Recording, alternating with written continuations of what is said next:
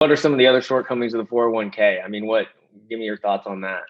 No, it's interesting because the 401ks and the IRAs were all established back in the 70s, and it was set up so you had all these options. But then Wall Street got a hold of it and said, all right, well, let's give people option A, B, C, or D, which are all mutual funds. They're paper assets.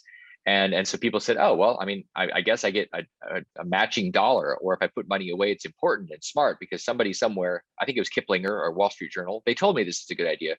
So the shortcomings are you have no control. You basically, you don't have control, and you do not have a diversified portfolio if you've got 60% growth and 40% bonds or whatever. That's not diversified. That's all paper junk, and it's crap. Yeah. And it's a speculative bomb that's waiting to go off. So the downside is no control.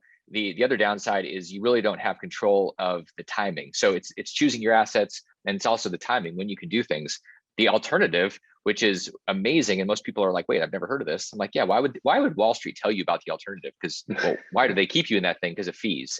Yeah. And ultimately the alternative is the self-directed space, which is where I spend all my time. And it specifically, there's a lot of different options out there, and people get confused.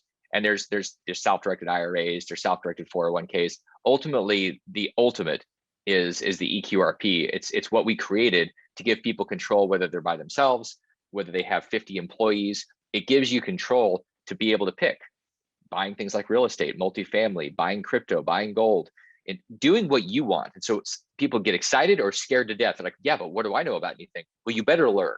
And that's why you're here, you're listening to us right now, listening and learning.